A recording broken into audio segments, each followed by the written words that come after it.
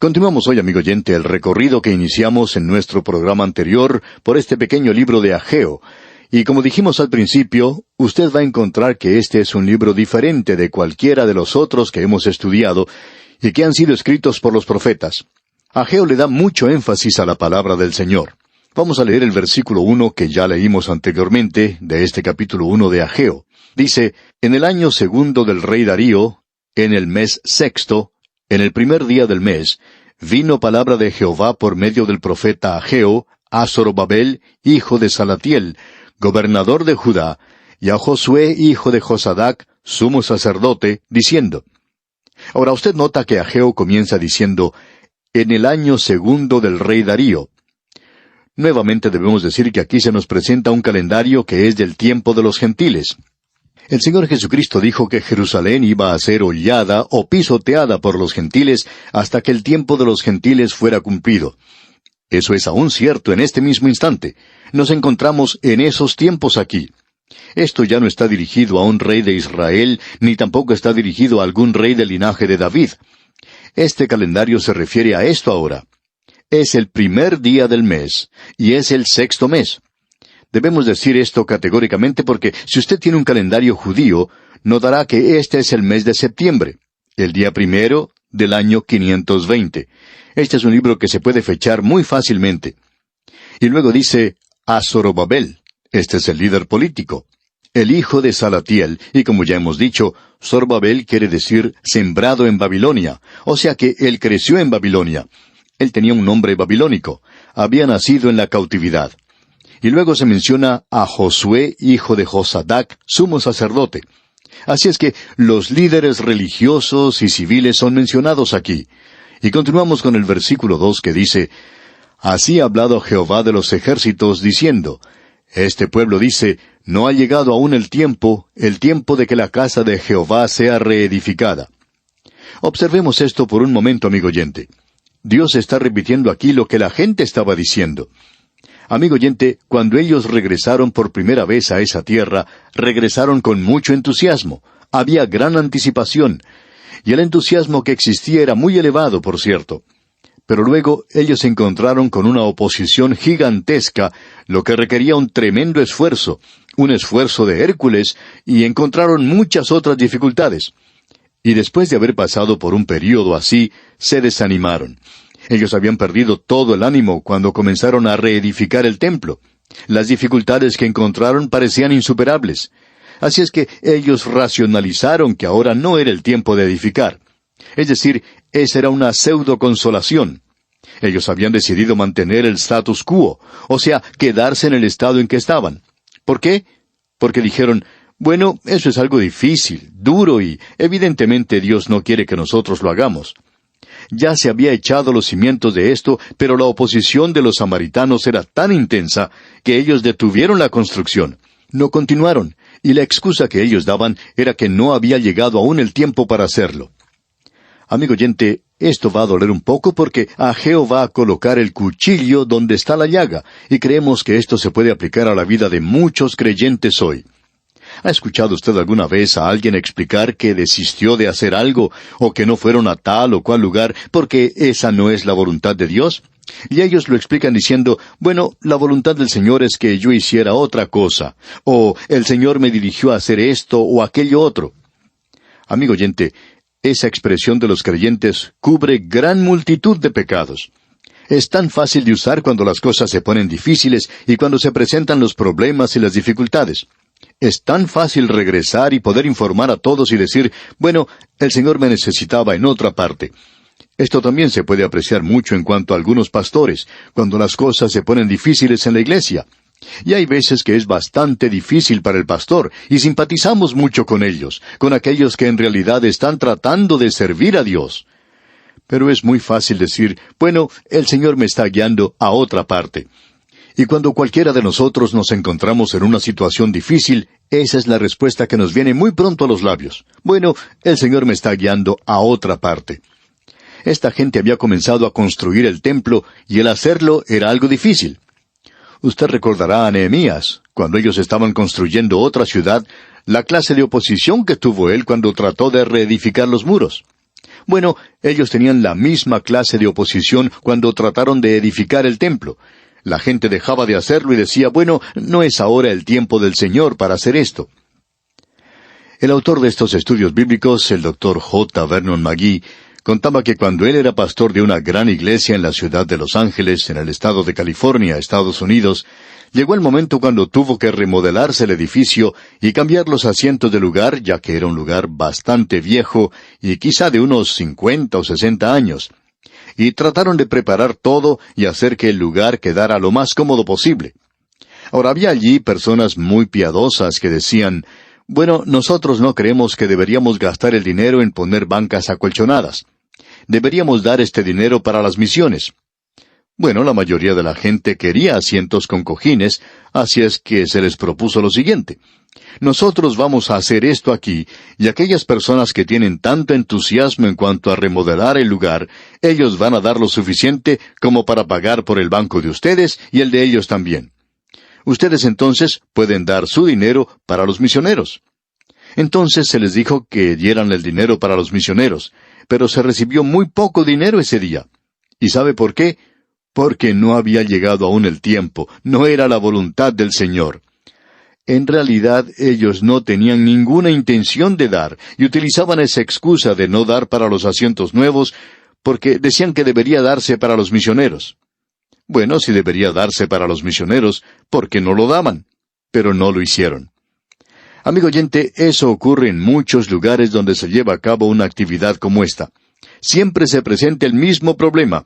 Siempre hay un pequeño grupo, y por cierto que son pocos, y gracias a Dios por eso, pero estos nunca quieren hacer nada. Pero son personas que demuestran mucho talento en criticar lo que ocurre, y siempre dicen que el dinero no debe ser gastado en nosotros, sino que debería ser dado para los misioneros. Bueno, ¿por qué no se lo dan a los misioneros entonces? Pero no lo hacen. Y esa era la clase de gente que estaba aquí con Ageo. Él quitó la venda y dejó al descubierto la herida. Y usted puede estar seguro de una cosa, esta no era una de esas curitas que se despegan fácilmente de una herida, sin dolor. Él la arrancó de la herida y dolió mucho. Escuche usted lo que él les responde aquí en el versículo 2.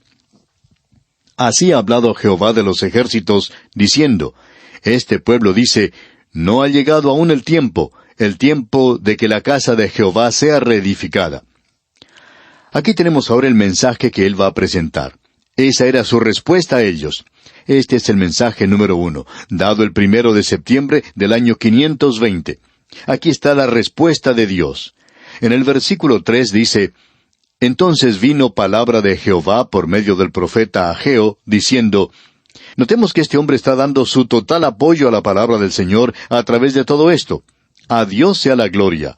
Esto no era un cántico para él, pero lo hizo de esta manera. Escuche usted aquí el versículo 4. ¿Es para vosotros tiempo, para vosotros, de habitar en vuestras casas artesonadas, y esta casa está desierta? Lo que él estaba señalando era esto. Esta gente que había dicho que no era aún el tiempo de construir la casa del Señor, había construido sus propias casas. Y parece que había bastante tiempo para hacer eso. Esto es algo sorprendente. Aún en el día de hoy uno descubre eso, no solo en el pastorado, sino también en la obra radial. Hay muchas personas que prometen, sí, yo creo que el Señor está guiándome a que les ayude. Y luego, más adelante, cuando las cosas se ponen un poco difíciles para ellos, dicen, bueno, quizá no es la voluntad del Señor que yo haga esto.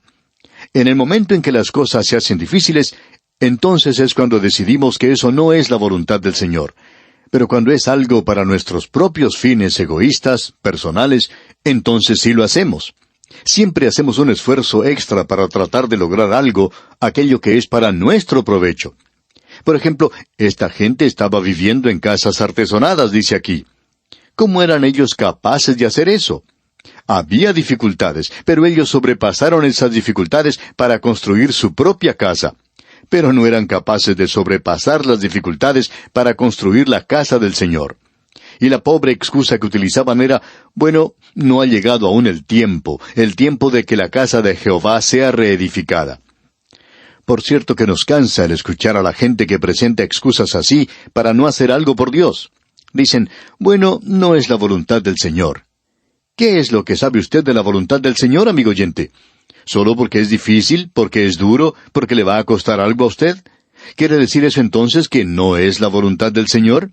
Amigo oyente, esa no es la forma de interpretar la voluntad del Señor. A veces es bastante duro y difícil. Si pudiéramos tener algunos de los santos de Dios aquí con nosotros hoy, ellos nos podrían decir. Nos preguntamos, ¿qué diría Abraham a esta gente que hoy dice, bueno, no es la voluntad del Señor que yo haga esto? Este hombre vivía en Ur de los Caldeos. Él tenía una buena ocupación allí. Y usted puede estar seguro de una cosa. Este hombre que iba a ser el padre de los israelitas, de seguro que era un buen negociante. Él estaba gozando de una buena posición allá en Ur de los Caldeos. Esa era una ciudad muy civilizada en aquellos días.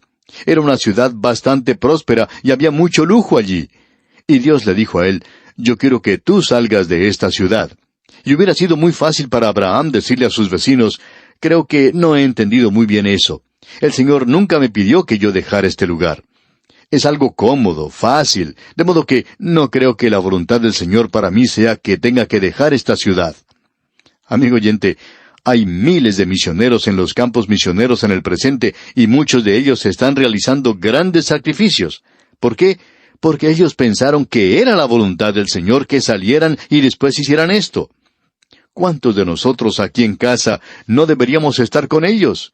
¿Cuántos miembros de la iglesia en el presente están muy ocupados haciendo un banquete aquí, otro allá, haciendo cosas en la iglesia que no son difíciles, por cierto, donde no tienen que enfrentarse a ninguna oposición y donde no están en realidad esparciendo la palabra de Dios?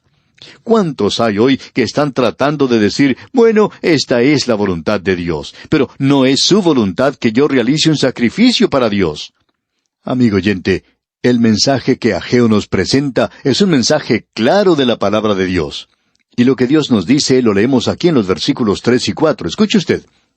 Entonces vino palabra de Jehová por medio del profeta Ageo, diciendo, es para vosotros tiempo, para vosotros, de habitar en vuestras casas artesonadas, y esta casa está desierta. Siempre nos sentimos incómodos cuando viajamos a algún lugar y podemos observar grandes iglesias, grandes catedrales, y a su alrededor la gente está viviendo en la pobreza. Es muy fácil para nosotros señalar eso y decir, bueno, eso no es correcto. Y estamos de acuerdo con que no es correcto.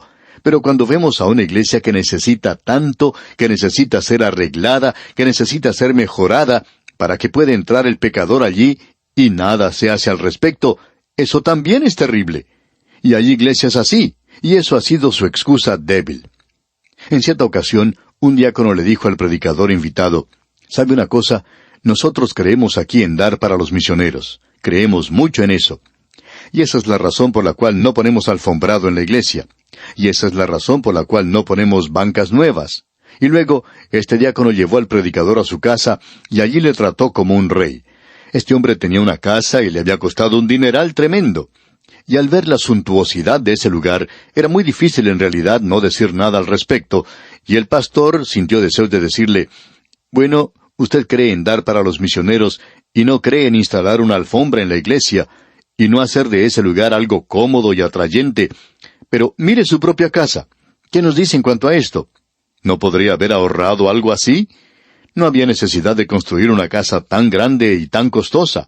La mitad del dinero ha estado aquí, y podría haber sido entregado para los misioneros, para aquellos en los cuales usted dice tener tanto interés. Amigo oyente, ¿cuánto en realidad está usted gastando y cuánto está usted dando para Dios? Esto nos toca muy de cerca, ¿no le parece? Permítanos utilizar otra ilustración.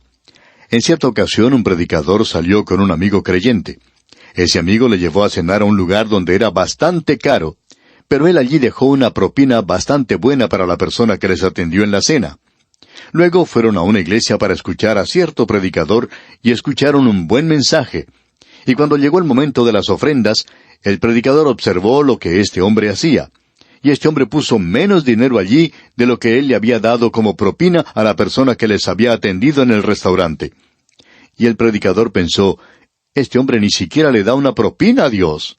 Él le da más propina a la persona que nos atendió en el restaurante que lo que le da a Dios. Amigo oyente, esto nos toca a nosotros aquí donde vivimos nuestra vida diaria. Esta gente estaba diciendo, no ha llegado aún el tiempo de que la casa de Jehová sea reedificada. Y entonces Dios dice, es para vosotros tiempo, para vosotros, de habitar en vuestras casas artesonadas, ¿y esta casa está desierta? Amigo oyente, esa es la hipocresía que existe en el presente. Era algo que molestaba en gran manera a los profetas, el escuchar que la gente se jactaba de lo que ellos podían hacer por Dios, pero lo que hacían para sí mismos eran cosas superiores de lo que estaban haciendo por Dios. Se lo dijimos, amigo oyente, que este mensaje de Ageo es algo que duele. Dijimos que Ageo no iba a ser muy popular. Este hombre nunca ganó un concurso de popularidad. Él nunca lo hubiera podido ganar. Es como un reloj despertador.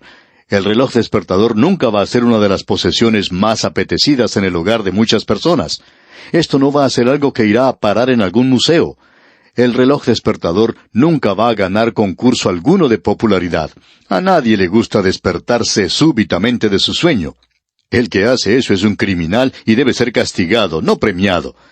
En el día de hoy está tratándose de hacer relojes despertadores que tengan un sonido agradable, que no sea ese timbre tan violento que nos sacude de nuestro sueño. Pero el reloj despertador con cualquier otro sonido todavía es un reloj despertador y le interrumpe a uno el sueño. Hay grandes empresas en el presente que hacen que sus empleados escuchen música suave y agradable mientras trabajan. Ya no se utiliza el látigo del capataz para que los empleados produzcan más. Pero, amigo oyente, cuando la gente se encuentra cómoda y satisfecha, no quiere escuchar una voz que los perturbe o algún sonido desagradable.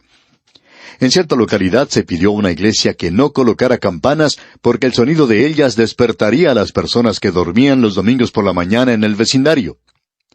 En días como los nuestros, Juan el Bautista perdería la cabeza otra vez, no por reprender al rey, sino por ser agitador y proclamar alguna calamidad. Esa es la razón por la cual los profetas de Dios nunca ganaron ningún concurso de popularidad. Ellos fueron apedreados, no premiados. Ellos fueron rechazados. Y Ageo, amigo oyente, es como un reloj despertador.